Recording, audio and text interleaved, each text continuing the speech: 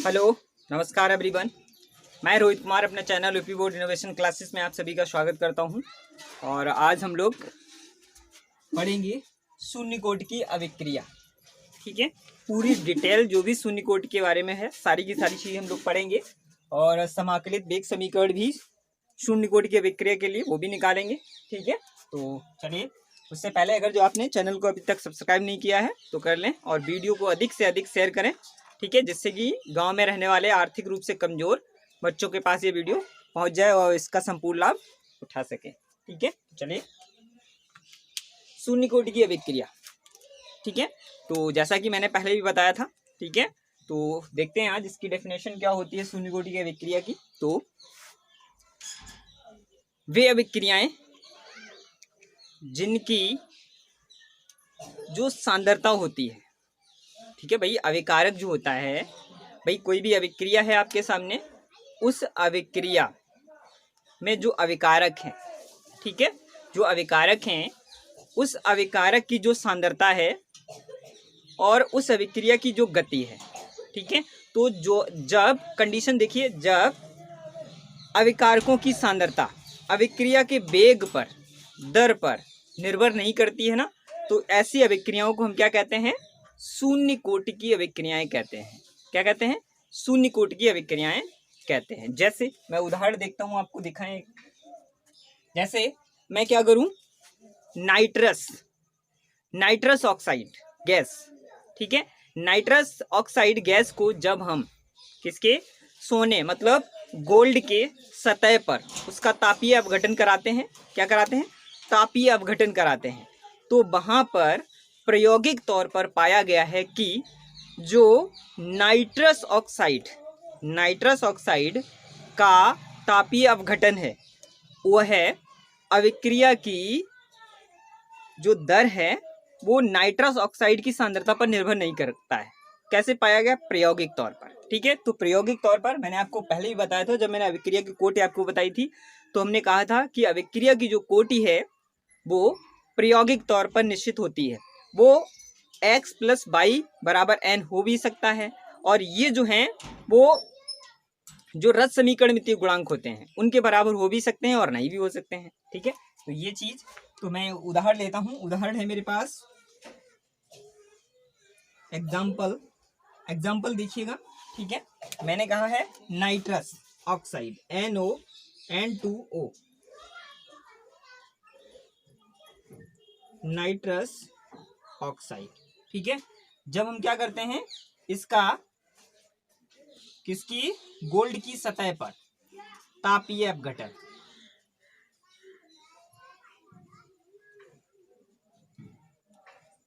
ठीक है, कराते हैं, तो यहां पर क्या बनता है? N2O + O2, ऐसे करते हैं 1/2। ठीक है, 1/2। लेकिन हम इसे ऐसा ना करें, ऐसा कर दें तो इसे क्या करते हैं, संशोधित करने के लिए तो हम इसे डबल कर दें, तो नाइट्रोजन गैस की संख्या कितनी? 2 और ऑक्सीजन की संख्या 1। ठीक है, ये दोनों क्या है भाई?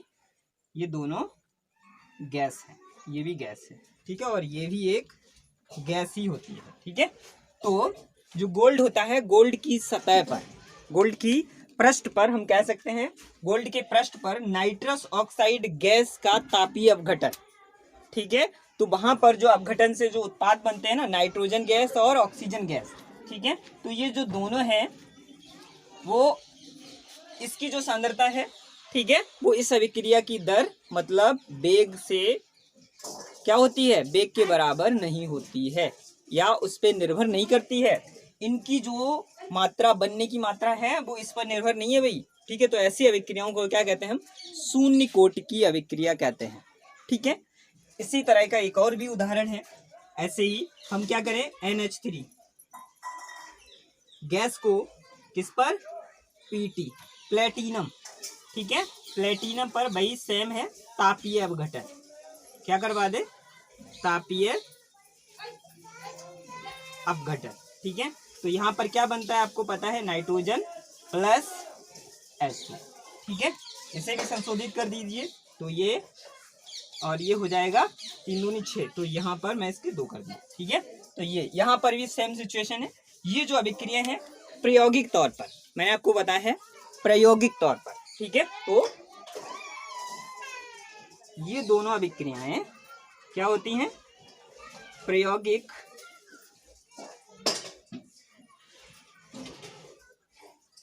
तौर पर पाया गया है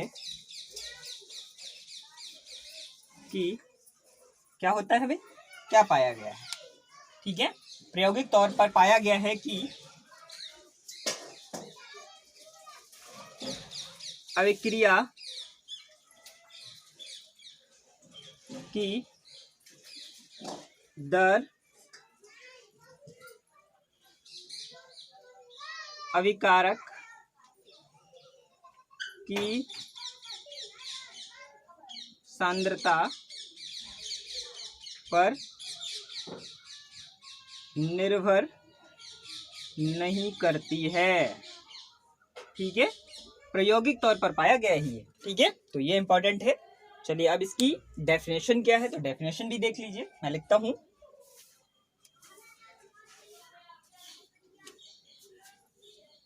इसकी डेफिनेशन क्या बनेगी, अभिक्रिया होती हैं, इनके लिए क्या होता है, विशेष परिस्थिति की आवश्यकता होती है। तो वह अभिक्रिया जिसकी दर अभिकारकों की सांद्रता पर निर्भर नहीं करती है, ठीक है, शून्य कोटि की अभिक्रिया कहलाती है, ठीक है। यह क्या होती है, असामान्य होती है। असामान्य मतलब विशेष कंडीशन चाहिए इनके लिए, क्या चाहिए, विशेष अवस्था में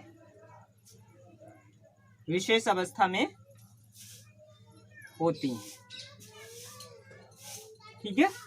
विशेष अवस्था यही है, गोल्ड की बात होती है, यहाँ प्लेटिनम की बात होती है, दोनों उदाहरण प्लस अभिक्रिया की कोटि, ठीक है। तो ये थी जानकारी आपकी अभिक्रिया की, शून्य कोटि की अभिक्रिया, उसके उदाहरण, ठीक है। अब हम इसके बाद पढ़ेंगे अभिक्रिया, शून्य कोटि की अभिक्रिया का समाकलित वेग समीकरण, ठीक है। तो चलिए हम इसे हटाते हैं।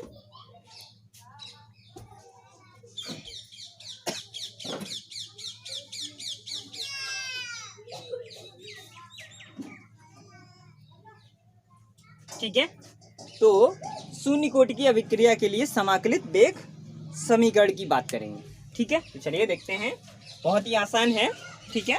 और चैनल को अधिक से अधिक सब्सक्राइब करेंगे भाई, ठीक है। और शून्य कोटि की एकदम सरल भाषा में हम लोग पढ़ेंगे शून्य कोटि की अभिक्रिया के लिए समाकलित वेग समीकरण, ठीक है। आपके 12th क्लास में सिर्फ शून्य कोटि की अभिक्रिया के लिए समाकलित वेग समीकरण है और प्रथम कोटि के लिए अभिक्रिया के लिए समाकलित वेग समीकरण है, ठीक है। दोनों हम लोग पढ़ेंगे। तो माना कि एक सामान्य अभिक्रिया, ठीक है, ठीक है। तो चलिए देख लेते हैं सामान्य अभिक्रिया। मैंने माना कि मेरे पास सामान्य अभिक्रिया ये है P, ठीक है। सामान्य अभिक्रिया है R4 रिएक्टेंट अभिकारक और P4 प्रोडक्ट उत्पाद, ठीक है। इतना हो गया है, चलिए आगे बढ़े यहाँ से। अब आपको पता है, मैं इस समीकरण की बात करूं तो क्या होगा, अब इस अभिक्रिया के लिए ये जो मैंने अभिक्रिया लिखी है, इस अभिक्रिया की बात करें तो इस अभिक्रिया के लिए वेग समीकरण, क्या बनता है, तो आपको पता है वेग, ठीक है। वेग बराबर क्या होता है भाई, दर बराबर क्या होता है, तो dr अपॉन माइनस में होगा भाई अपॉन dt। ये लोग हम लोगों ने पढ़ा था ये, ठीक है। ये एकदम स्टार्ट में जब हमने शुरू किया था तो वहां पर मैंने आपको ये पढ़ाया हुआ था, ठीक है। अब हमने उसके बाद ये पढ़ा अभिक्रिया का जो वेग होता है, वह वेग किस पे निर्भर करता है, वो किस पे, अभिकारक की सांद्रता पर, ठीक है। तो अभिकारक की सांद्रता, या हम ये कह सकते हैं कि अभिक्रिया का जो वेग होता है वह है अभिकारक की सांद्रता के समानुपाती होता है, ठीक है। तो इसी समीकरण को मैं क्या लिख सकता हूँ, यहाँ पर ये हो गया भाई, ये अभिक्रिया का वेग, तो ये प्रोपोर्शनल मैं लिख सकता हूँ, यहाँ पर इसे ले लूँ, ठीक है, तो ये क्या हो जाएगा हमारे पास r, ठीक है, और इसकी पावर n, ठीक है। तो n आपको पता है n बराबर क्या होता है, तो n बराबर होता है अभिक्रिया की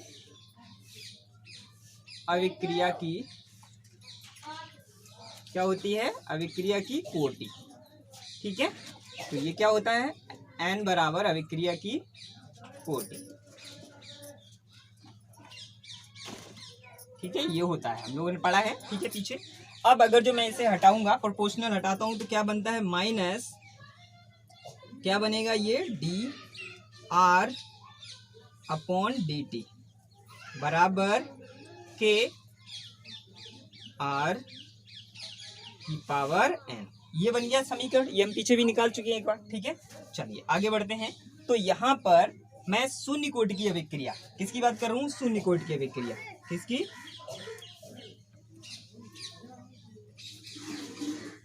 शून्य कोटि की अभिक्रिया, शून्य कोटि की अभिक्रिया है भाई। तो क्या होगा भाई, शून्य कोटि की अभिक्रिया है तो क्या होगा, n का मान क्या होगा, n बराबर शून्य होगा, ठीक है। तो ये समीकरण में कैसे दिखेगा, तो ये दिखेगा minus D R upon D T बराबर के, और कोष्टक में पावर n का मान रख दूं 0, ठीक है। अब यहाँ पर ये देखिए कि ये जो है r, ये r की पावर 0, इसका मतलब होता है 1, मतलब 1 इकाई, ठीक है।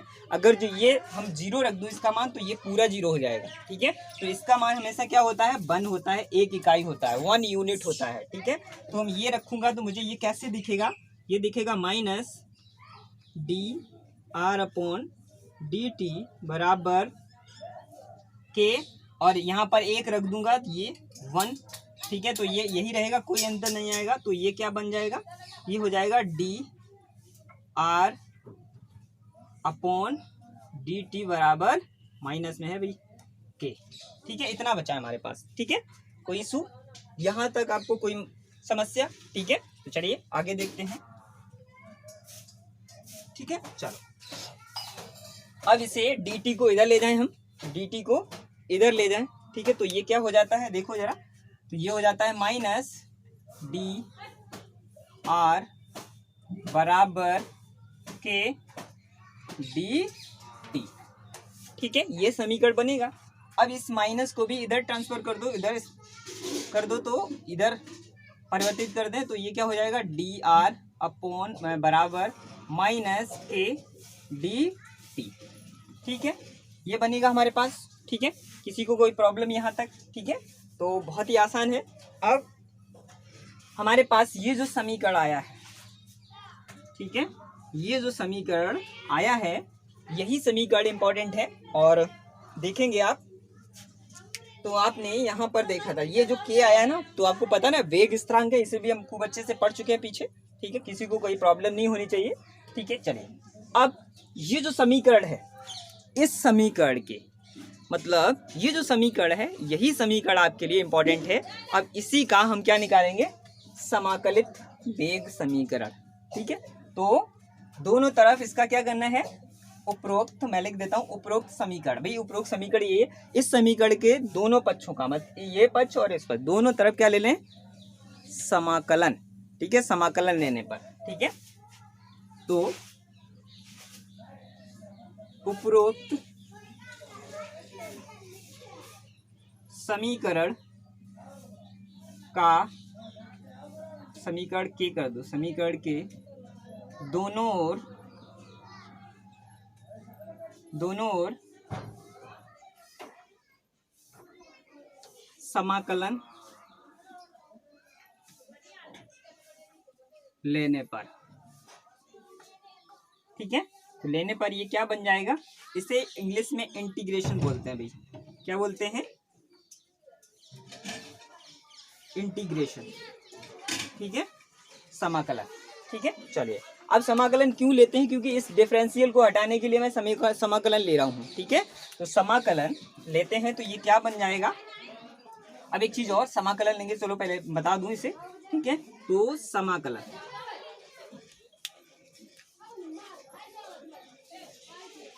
ठीक है, समाकलन। अब समाकलन हमेशा जो लिया जाता है, तो मैं इसकी बात कर रहा हूँ तो इसका समाकलन लेना है, ठीक है, दोनों तरफ, इसका भी इसका भी। अब चलिए बराबर इसका इस तरफ भी ले लीजिए भाई। ये क्या होगा, यहाँ पर क्या होगा, के माइनस के डी टी, इसका समाकलन लेना है, इधर इसका लेना है। लेकिन समाकलन हम किसके लिए लेते हैं भाई, अभिक्रिया की सांद्रता की बात हो रही है, तो मैं यहाँ पहले बात करता हूँ। यहाँ पर क्या है, अभिकारक है, अभिकारक है, तो अभिकारक देखो मैं यहाँ पर लिख देता हूँ, अभिकारक की सांद्रता, अभिकारक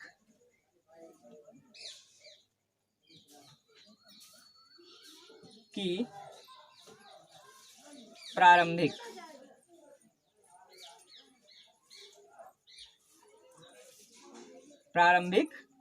सांद्रता, ठीक है, अभिकारक की प्रारंभिक सांद्रता। अब आपको पता है, हमने पीछे पढ़ा है, अभिकारक कोई भी अभिक्रिया है, कोई भी अभिकारक है, तो मैंने माना कि t बराबर 0 समय पर जो अभिकारक है इसकी जो सांद्रता है वो R0 है, या R0 लिख सकते हैं, इसे R0 है, ठीक है।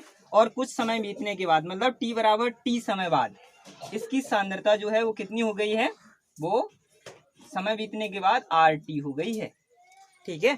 तो इस आधार पर हम क्या ले रहे हैं, मैंने ये आपको पढ़ाया है बिल्कुल स्टार्ट जब चैप्टर किया था ना, तो वहां पर मैंने अभिकारक एक पूरी अभिक्रिया से आपको समझाया था कि सांद्रता में परिवर्तन कैसे आता है। प्रारंभ में सांद्रता t बराबर 0, मतलब 0 बिल्कुल प्रारंभ समय में, 0 समय पर अभिक्रिया की सांद्रता 100% होती है, ठीक है। अभिक्रिया मतलब अभिकारक की सांद्रता 100% होती है, ठीक है।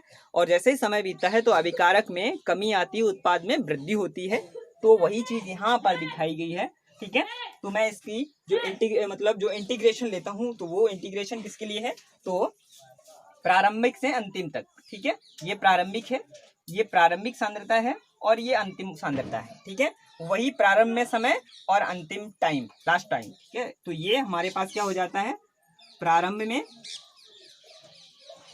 ठीक है, कहाँ से, हाँ ठीक है, प्रारंभ में, ठीक है। तो ये प्रारंभ में क्या होता है, ये R0, और लास्ट क्या होता है RT, ठीक है। और प्रारंभ में समय कितना होता है 0, और बाद में कितना हो जाता है T समय हो जाता है, पता नहीं कितना हुआ है, ठीक है। चलिए अब इसका समाकलन, ठीक है, ये हमें पता चल गया है। अब आगे बढ़ते हैं, तो आप देखेंगे मैं यहाँ पर ये जो आपको दिख रहा है ये समीकरण बना है आपका। अब इसमें माइनस के अगर जो हम बाहर निकाल लें, माइनस के बाहर निकाल लें, ठीक है, तो हमारे पास ये बचेगा और ये बचेगा, ठीक है। मतलब सिर्फ डिफरेंशियल खत्म करना है तो डिफरेंशियल रह जाता है, ठीक है। तो चलिए, तो हमारे पास हम इसे बाहर निकाल लेते तो ये क्या रह जाता है, ये RT, ये R0 D R बराबर माइनस के, इसे हमने बाहर निकाल दिया, और ये हमारे पास क्या हो गया है, ये 0 समय था, ये T था, और यहाँ पर DT, ठीक है, इतना है। अब ये यहाँ से ये, ठीक है, तो मैं यहाँ पर, आपको पता है, अब ये देखो ये क्या फैक्टर बचे हुए हमारे पास, ये देखो, और ये आपको पता ना, समाकलन का मतलब समाकलन dx बराबर क्या हो जाता है, x हो जाता है, समाकलन dy y बराबर y हो जाता है, ठीक है, ये, ठीक है। तो आपने ये फॉर्मूले पढ़े हैं, मैथ्स में होते हैं ये, ठीक है। तो ये होता है, तो इसी आधार पर हम देखेंगे, और ये इम्पोर्टेंट है भैया, इन्हें याद रखिएगा आप, ठीक है। तो इस आधार पर हम इसे क्या कर सकते हैं, तो ये डिफरेंशियल हटता है, तो ये कितना रह जाएगा, ये देखिए इधर भाई, ठीक है। तो इसके लिए मैं इसे हटा देता हूँ, ठीक है, इससे हटा देता हूँ, मैंने आपको समझा दिया है ये पहले से, ठीक है। तो चलिए इसे भी हटा देता हूँ, इसका डिफरेंशियल हटाएंगे भाई, ये dx है, ये देखो dx के बराबर है, तो ये x हो जाएगा, हो जाएगी नहीं, ठीक है। तो यहाँ पर r है तो ये r हो जाएगा, यहाँ पर देखो dt है तो ये dt मतलब t हो जाएगा, या x हो जाएगा, y हो जाएगा, ठीक है। y होता तो y हो जाता, x होता तो x हो जाता, ठीक है। तो ये भी मैं हटा देता हूँ, ये भी आपने पढ़ा हुआ है, ठीक है, मैथ्स में, ठीक है। तो चलिए आगे देखते हैं, तो आगे क्या होगा,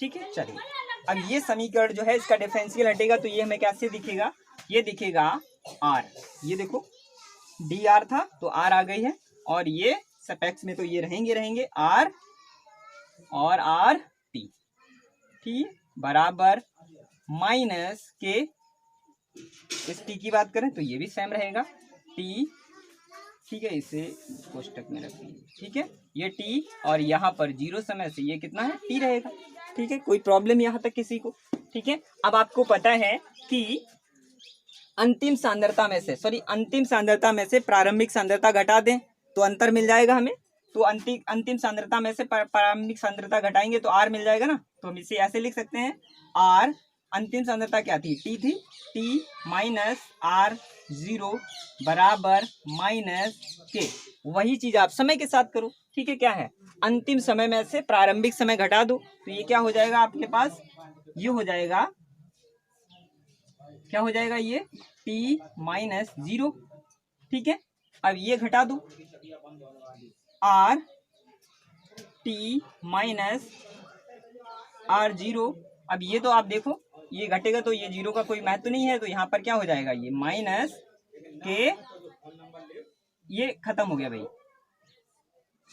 हाँ ठीक है, ठीक ठीक ठीक ठीक है, तो ये हो गया हमारे पास माइनस के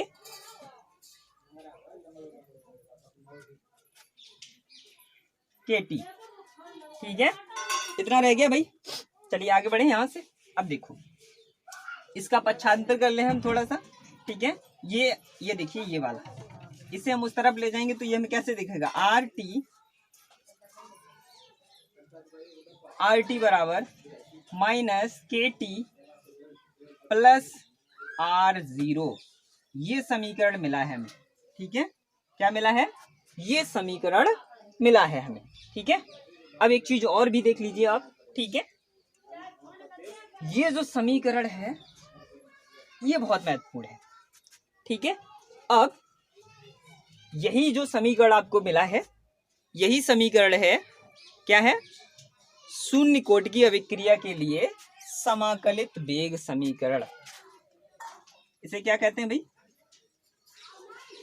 शून्य कोटि की अभिक्रिया का समाकलित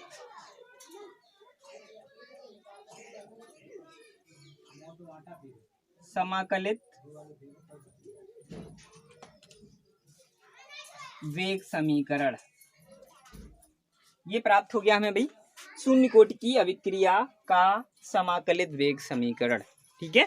तो ये प्रोसेस है, अब देखिए बहुत ही आसान है, एकदम आसानी से निकल आता है, ठीक है, कोई इशू नहीं है।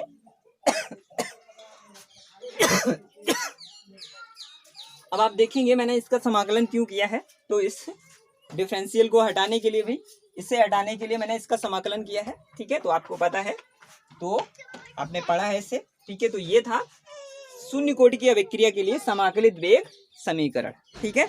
अब इसी समीकरण से देखते हैं शून्य कोटि की अभिक्रिया का ग्राफ क्या होगा, ग्राफ, ठीक है, तो मैं हटाऊं इसे, इधर हटाता हूं इसे और देखते हैं ग्राफ कैसे बनता है, तो बहुत ही इंपॉर्टेंट है, ठीक है। चलिए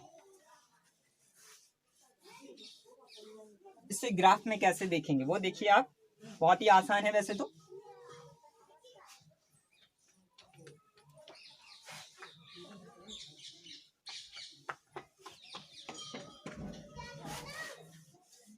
चलिए, तो समाकलित वेग समीकरण हमें मिला क्या है, तो आर टी बराबर, ये मिला हमें आर टी बराबर माइनस के टी प्लस आर नॉट, ठीक है, आर 0, ठीक है, तो ये मिला है हमें समाकलित वेग समीकरण है ये, ठीक है। इस समाकलित वेग समीकरण की तुलना, इस समाकलित वेग समीकरण की तुलना सरल रेखा समीकरण से करने पर, किससे, सरल रेखा समीकरण, तो सरल रेखा समीकरण क्या है, तो आपको पता है सरल रेखा समीकरण होता है y बराबर एम एक्स प्लस सी, ठीक है, एम एक्स प्लस सी, इसमें जो ये m होता है, m जो होता है उसे बोलते हैं प्रवणता, क्या बोलते हैं, प्रवणता, जिसे स्लॉप भी बोलते हैं, स्लॉप, ठीक है, स्लॉप, ठीक है, प्रवणता, इसे हटा देते हैं, तो ये समीकरण है सरल रेखा समीकरण, सरल रेखा समीकरण, ठीक है। अब आपने सरल रेखा समीकरण पढ़ा है, ठीक है, बहुत ही आसान होता है 10th क्लास में मैथ्स में, ठीक है। तो पहले सरल रेखा समीकरण हम आपको एक्सप्लेन कर देते हैं और फिर मैं बताऊंगा आपको, ठीक है, ये सरल रेखा समीकरण आपके लिए इंपॉर्टेंट क्यों है। देखिए, तो मैं सरल रेखा समीकरण के ग्राफ की बात करूं, ये सरल रेखा समीकरण के ग्राफ है, इसे देखिए जरा, ग्राफ है, मैंने इधर वाई एक्सिस ले ली है, इधर एक्स एक्सिस ले ली है। यहाँ पर क्या है, ये सी है भाई, क्या है, सी है, ठीक है, कंसंट्रेशन या सांद्रता इसकी इसे कहते हैं, ठीक है। वही सेम सिचुएशन इधर है, ये वाई एक्सिस है और ये एक्स एक्सिस है और यहाँ पर सी है, ठीक है, आइए, ठीक है। अब ये जो प्रवणता है, अगर जो प्रवणता का मान क्या होता है, निगेटिव होता है, तो ये हमें एक सरल रेखा प्राप्त होती है नीचे की तरफ। यहाँ पर पता चलता है कि जो m का मान है वो निगेटिव है, क्या है, निगेटिव है। अगर जो हमें ये समीकरण इस रेखा पर c का मान, मतलब यहाँ से जो समीकरण बन रहा है ऐसा बन रहा है ऊपर की तरफ, तो इससे पता चलता है जो m का मान है वो पॉजिटिव, ठीक है। तो ये दोनों जो ग्राफ है वो सरल रेखा समीकरण के ग्राफ है। तो प्रवणता पे निर्भर करता है इसका जो ग्राफ आता है वो प्रवणता पर, पॉजिटिव या निगेटिव, ठीक है। तो इसी चीज को अप्लाई कर दीजिए आप यहाँ पर, ये देखिए इससे, और ये x का मान इससे, और ये m का मान -k से, और ये इससे, ठीक है। अब यहाँ पर आपको शून्य कोटि की अभिक्रिया का समाकलित वेग समीकरण का ग्राफ वो है, ये देखिए, बहुत आसान होता है, ये बाई एक्सिस और इसे हम क्या कहेंगे, बाई एक्सिस आर टी, इसकी जगह पे क्या लिखेंगे, आर टी, ठीक है, क्या लिया हमने, आर टी, ठीक है। और यहाँ पर इस एक्स पे क्या लिया है, तो मैंने यहाँ पर क्या लिया था, एक्स लिया था, तो यहाँ पर है टी समय, ठीक है। आगे तो अंतिम सांद्रता और समय के बीच में ग्राफ खींचा जा रहा है, ठीक है। तो चलिए यहाँ पर क्या है, तो यहाँ पर आपको पता है यहाँ पर क्या था, सीधी, तो यहाँ पर क्या होगा, आर नॉट, ठीक है। प्रारंभ में सांद्रता, अभिक्रिया की सांद्रता इतनी थी, ठीक है। अब देखो कहानी, ठीक है। चलिए अब समय के साथ, ठीक है, समय के साथ किसका मान बदलेगा भाई, के का, -k, जो माइनस, अब यहाँ पर के का मान कैसा है, माइनस में है, तो इसका मान मतलब अभिक्रिया जो शून्य कोटि की समाकलित वेग समीकरण की जो अभिक्रिया आपको प्राप्त हुई है, अभिक्रिया जो हो रही है, इसका मतलब उसमें सांद्रता में क्या हो रहा है, कमी हो रही है, तो -k का मिला ना मान आपको। तो यहाँ पर जो आपको ग्राफ प्राप्त होता है वो ये, ठीक है, ये क्या करता है, तो m का मान निर्भर करता है, मैं m का मान बराबर -k, ठीक है। तो ये चीज मिल गई है। तो ये जो समीकरण है, यही समीकरण है आपके समाकलित वेग समीकरण, ठीक है, और उसका ग्राफ, शून्य कोटि की अभिक्रिया का ग्राफ, शून्य कोटि की अभिक्रिया का ग्राफ, ठीक है, इस तरह से।